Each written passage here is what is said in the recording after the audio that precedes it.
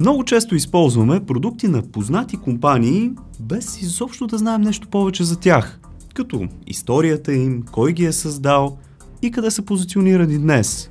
Затова ми дойде идея да направя серия с невероятни факти за компаниите, чието продукти използваме най-често в нашето ежедневие, но както винаги ще селектирам само най-интересното и пикантно за тях. Вие изцяло решавате коя да е следващата компания за епизод на фактите. Пишете ми вашето предпочитание долу в коментарите и тази, която се повтаря най-много, става на видео. Ако съдържанието, което правя, ви харесва, то абонирайте се за канала, виждате го зад мен. Напълно безплатно е, пък и така ще получавате по минимум 2 видеа всяка седмица. Камбанарията ще ви известява за тях. Новата ми книга 50 невероятни загадки е вече налична и може да си я поръчате от линкчето долу в описанието. А промокодовете, изписани тук и тук, ще ви осигурят отстъпки не само на книгите ми, но и на почти всички продукти в сайтовете Озон и Ардес. Благодаря ви много, че ги използвате. And now, are you ready your head to go?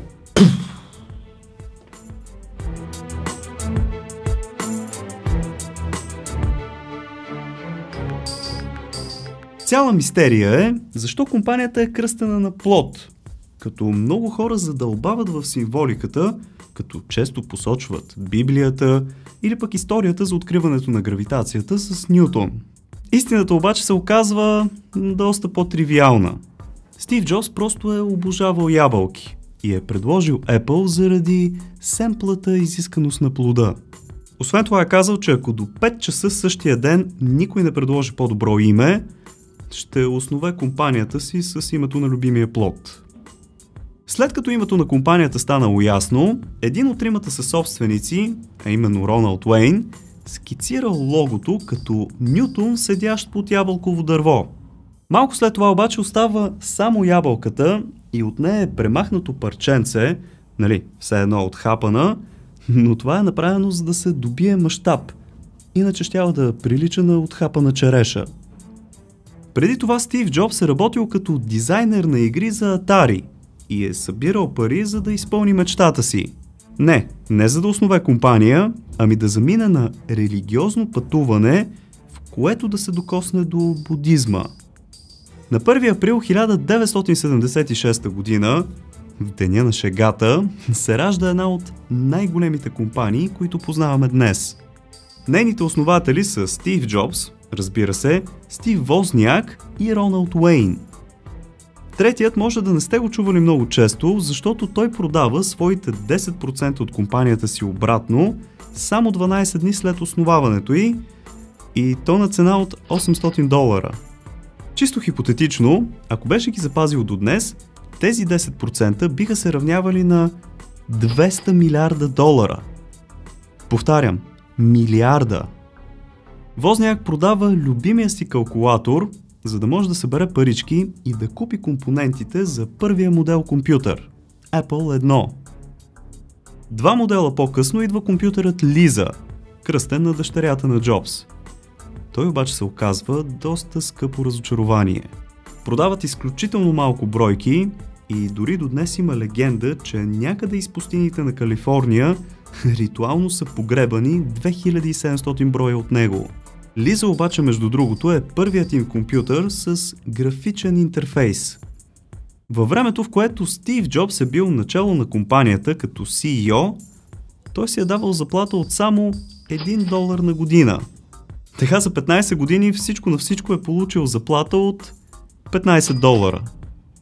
Хората идеалистично вярват, че го е правил, защото е отдаден на работата си или пък е обичал прекалено много компанията си, но ще трябва да ви разочаровам. По този начин е избягвал данъци и си е плащал нещо като реална заплата с акции в компанията и дивидендите от тях. Macintosh, което днес е просто съкратено на Mac, е всъщност сорт ябълка. Готино, нали? Ябълка с модел Macintosh. Тук дойде момента да ви попитам. Вие използвате ли някакъв продукт на Apple? И ако да, какъв е той? Споделете ми долу в коментарите. По данни от 2021 година, за Apple работят 154 000 души. Немалка част от тях са в магазините им, които в момента са 516 на брой, разположени из целия свят. За съжаление обаче в България все още няма официално представителство. Обзалагам се, че изобщо не знаехте кой стои зад първата достъпна дигитална камера. Това, разбира се, е Apple, със своя модел QuickTake от 1994. Цената е била $750 и е могла да прави до 8 снимки.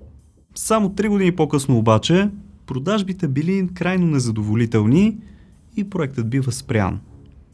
Освен дигитални камери, те се пробват и на пазара с игрови конзоли, чрез своя Apple Pippin, базиран на Macintosh система. И тя, за съжаление обаче, се проваля. Знаехте ли, че според общите условия на Apple, цигареният дим около някои от техните продукти може да анулира гаранцията? Вече има няколко документирани случаи на хора, на които им е отказана подмяна на лаптопа, защото техниците на Apple открили сериозно присъствие на никотин вътре. Първият им компютър, или Apple 1, е продаван на цена от $666.66.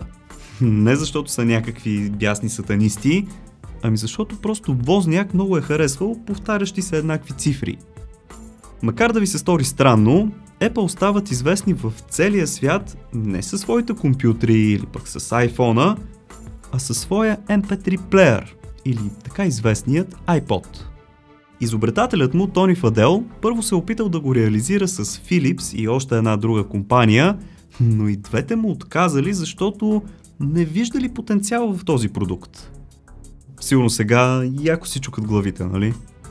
Когато представят първия модел iPod пред Стив Джобс, той го взима и го пуска в един аквариум, като посочва колко много балончета излизат от него. Казва им, че това е прекалено много въздух и е чиста загуба на пространство. Затова им го връща и ги кара да го направят по-малък. През 2011 година обаче нещата се преобръщат тотално и вече 40% от оборота на компанията прави iPhone-а, който е представен през 2007. Забелязали ли сте, че на всички рекламни снимки, видеа или пък анимации, на дисплеите на iPhone-а винаги е посочен един и същ час – 9:41. Това е така, защото Стив Джобс е представил първият iPhone точно в 9 часа и 41 минути. Ако iPhone-ите се захранваха с бензин, то щеше да е нужна само една капка, за да работи 24 часа. През първата година от съществуването на iPhone-а, от Apple продават едва 1 милион броя от него. През 2018 обаче, или 11 години по-късно, те продават средно по 572 000 iPhone-а всеки божи ден. Знаехте ли, че всъщност Apple въвеждат класическия тъчпад при лаптопите? До тогава всички те са били с едни странни топчета, които са се подавали около сантиметър над борда на компютъра. Стив Джобс обвинява Бил Гейтс, че е откраднал графичния интерфейс от Apple.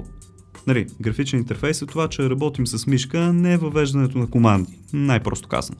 Истината обаче е, че компанията Xerox въвежда този интерфейс още през 73-та. Така че и двамата са гепнали от нея. Знаехте ли, че през 1986 година Apple стартират линия с дрехи, която обаче се проваля монументално? Ако днес пуснат нещо такова, то със сигурност ще е успешно. Един iPhone или пък iPad, пълен с снимки или апове, тежи повече отколкото празните им еквиваленти. Това всъщност важи за всички SSD-та, но е пренебрежимо малко и изобщо няма да го усетите в ръката. Хора, как ви се струват фактите до момента? Ако ви кефят, оставете по един палец нагоре в подкрепа и да продължаваме, че следват някои много пикантни неща. Актьорът Джеф Голдблум е отказал на Apple да озвучава техния асистент, наречен Siri. Ако беше приел, сега щяхме да чуваме неговия глас, а не този на Сюзан Бенет. Apple правят пари от всичко. През 2015 те успяват да извлекат около 1000 кг злато от счупени iPhone и други техни устройства, като то се оценява на над $40 милиона. Знаехте ли, че всъщност още през 1999 година сме разполагали с технологията да създадем iPhone 6, например? Но ако той е бил направен тогава, една бройка би струвала 3,5 милиона долара. Тоест май нещата не са чак толкова до технология, колкото до достъпност. Само 2 години след като Apple станаха първата компания, която да стигне капитализация от 1 трилион долара, тя се удвои и стана 2 трилиона долара. Apple държат патента за плъзни, за да отключиш, или така наречения Slide to Unlock. Така осъждат Samsung да им платят 120 милиона долара, тъй като корейците го използват в първите си смартфони. Макар и да се съдят, бизнесът си е бизнес. Доста голяма част от дисплеите и чиповете на по-стари модели от Apple са всъщност направени от Samsung. Въпреки жестоката конкуренция, Microsoft инвестира 150 милиона долара в Apple през далечната 1997, за да я спаси от банкрут. Срещу тази сума обаче, Internet Explorer и Office пакета започнаха да се поддържат от ябълките. Apple трябваше да спрат делото срещу компанията на Бил Гейтс за копирането. В Италия има регистриран моден бранд с името Стив Джобс. Само защото от Apple са забравили да го патентоват. Има случаи, в който от Apple отказват на ФБР да отключат телефона на доказан терорист, само защото той се е съгласил с условията за поверителност, а така те щяли да ги нарушат. В коя държава се продават най-много айфони? В последните години китайците заемат първото място, следвани от щатите, и ако прогнозите за Индия се сбъднат, нещата още могат да се разместят. Знаехте ли, че iPad-ите нямат апликация калкулатор? През 2010 Джобс не харесал дизайна, който девелоперите направили, и толкова се е досъл, че казал, iPad-ите никога не се пускат с подобна грозотия. Така до ден днешен няма native калкулатор в iPad-ите. Трябва да се свалят third party. Apple са назначавали уж тайни проекти, над които различни екипи да работят. Ако някъде в медиите цъфне определена информация, те са знаели кой точно да уволнят. Трябва да знаете, че според политиките, с които се съгласявате, когато си купите нов iPhone, всичко, което кажете на Siri, може да бъде записано за анализ и да се пази до 2 години след изричането му. Така че не майте какви ги дрънкате. Когато акциите на Apple излизат на борсата през 1980 година, те са стрували 22 долара всяка.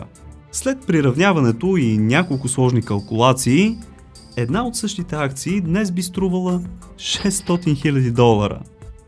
Преди да изберат термина iPhone за телефоните си, Джобс е мислил да ги кръсти Моби, Телепод или Трипод, като наследник на iPod-а. Ужас! Хай сега да ви видя. iPhone или Android предпочитате? Нека битката започне в коментарите сега. Смята се, че една от най-известните реклами на всички времена е тази на Macintosh, която е излъчена през 1984. Освен препратките към романа на Орвел, тя е режисирана от Ридли Скот. Цялото използване на i пред своите продукти, като iPad, iPhone, iMac и така нататък, идва от първата буква в интернет. По-късно, естествено, Джобс пробутва, че стои зад иновации, индивидуалност и прочее. Ето това тук до мен е всъщност първият дизайн на iPhone през 1983. По-скоро обаче на мен ми прилича като iPad с закачен аналогов телефон на него. Знаехте ли, че според норматив на Европейския съюз трябва да държите вашия iPhone поне на 20 см от лицето си, за да сте в нормалните нива на радиочестотна радиация?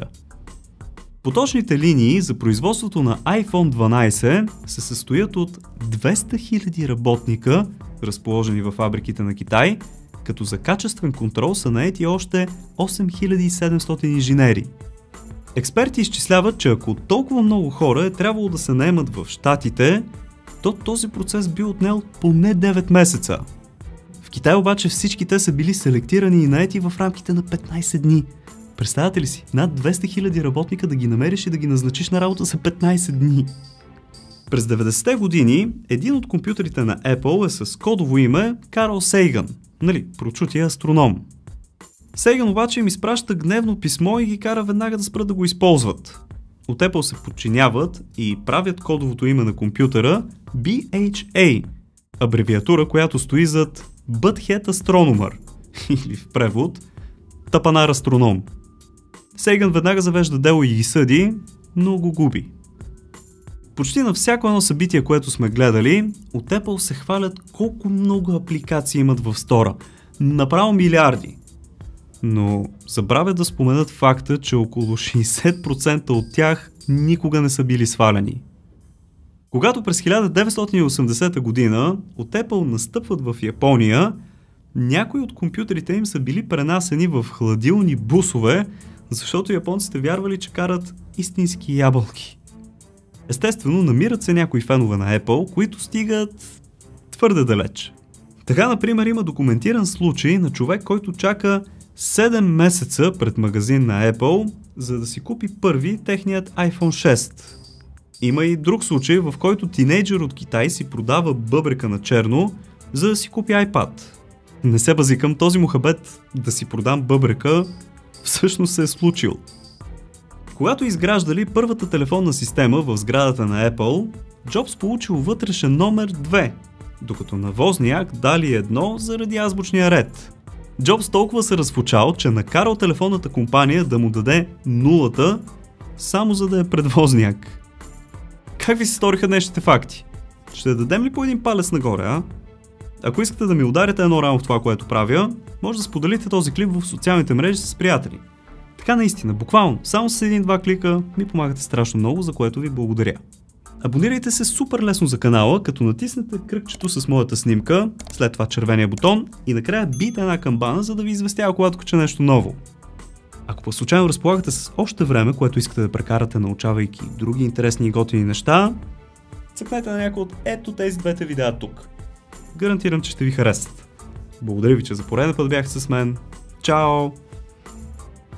И до нови срещи!